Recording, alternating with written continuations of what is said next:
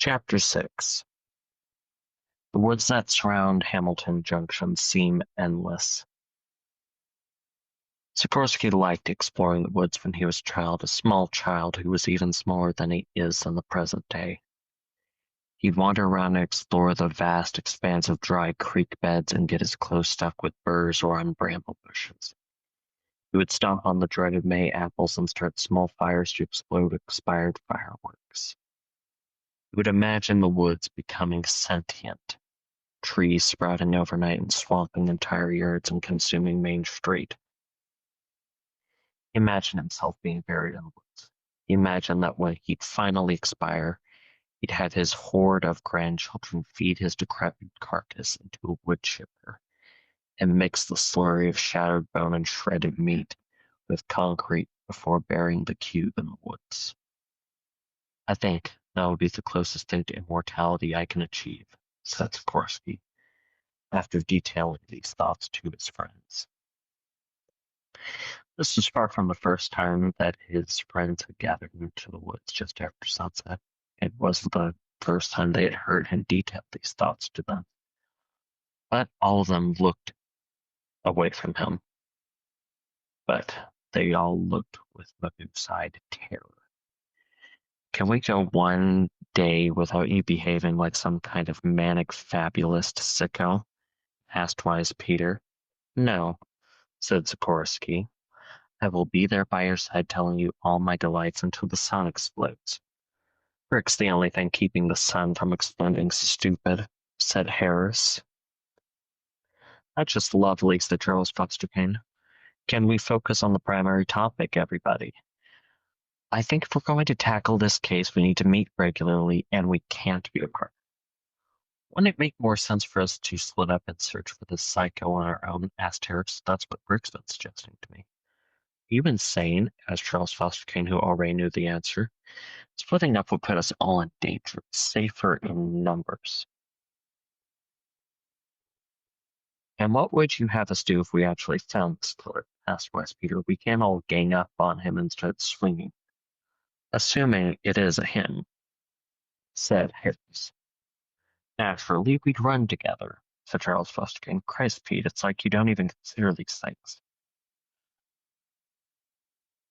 Okay, I see your point, said Wise Peter, reluctantly accepting defeat. Otherwise, we'd end up in uneven groups of two, and trying to work out who goes with whom would be a pain. Don't you mean 3 and 2? Asked Harris. I mean, Brick is right here, Pete. Brick isn't a person, sniped Wise Peter. Harris pressed her ear against Brick and then scowled at Wise Peter. Brick says you're a fucking racist. Wise Peter's face grew red, either from rage or embarrassment. It's difficult to tell. He then yelled, I am not a racist.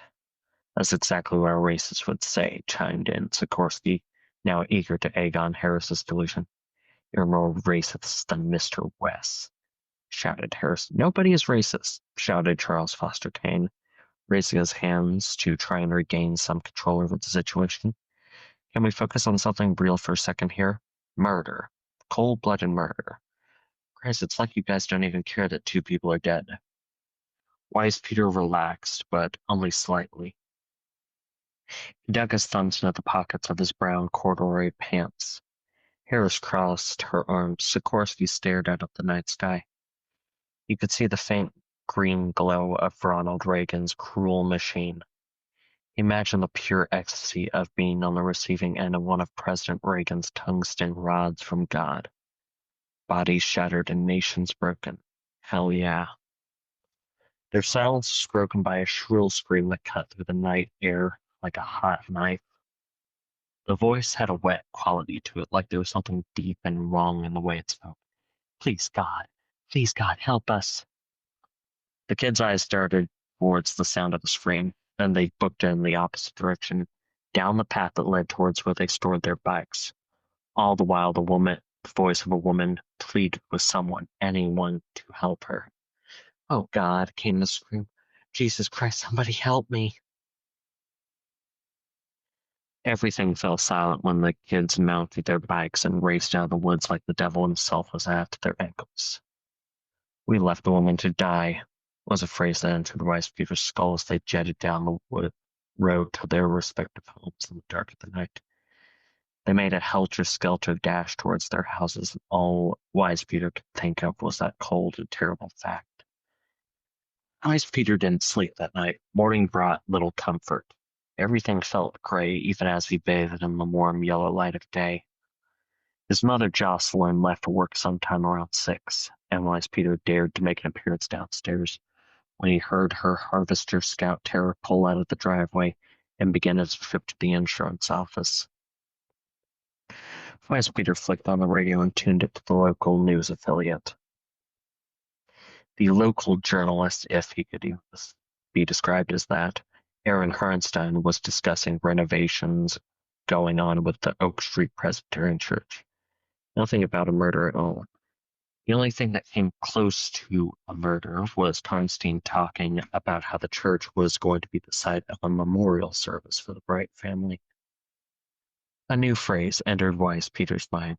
They'll never find her body.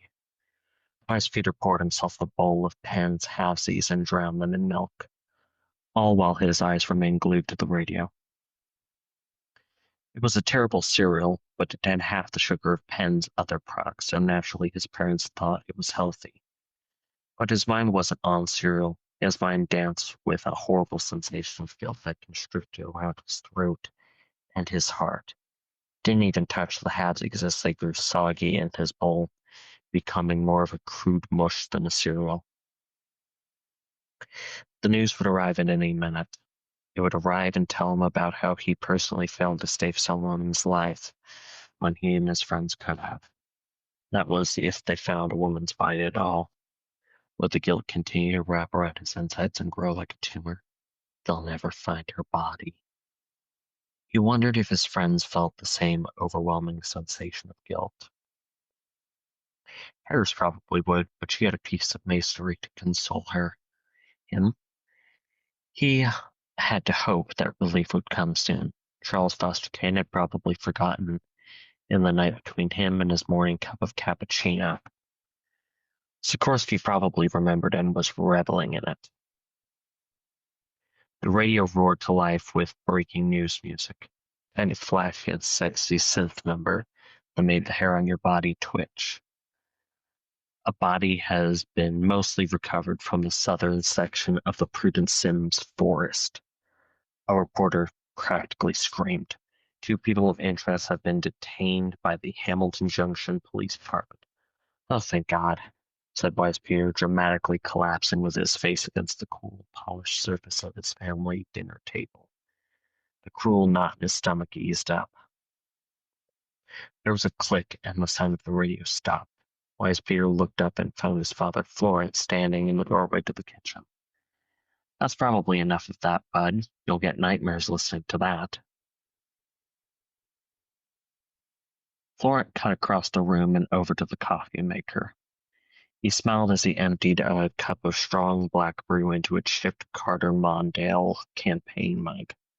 No cream, no sugar. The old man didn't like either because he wanted a quick cup of Gil in the morning. It didn't matter how bitter the brew was, and by God, Pearson Rollins made the bitterest coffee on the planet. Wise Peter couldn't wrap his mind around why his folks even bought the stuff. To him, the coffee tasted like an ashtray.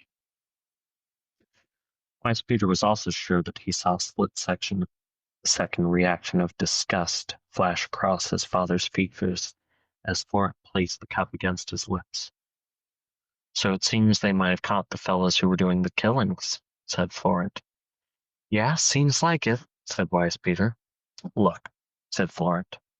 He turned to face his son.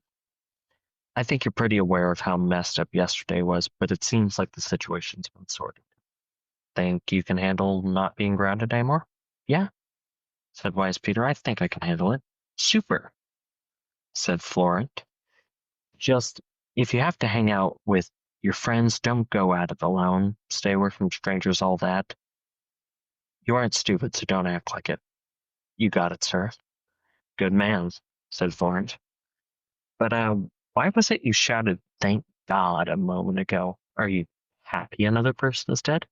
The color drained from Wise Peter's face. No, of course not. I'm just Happy it's all over. I hope you're right about that, said Florent. It'd be nice for things to settle back to being normal.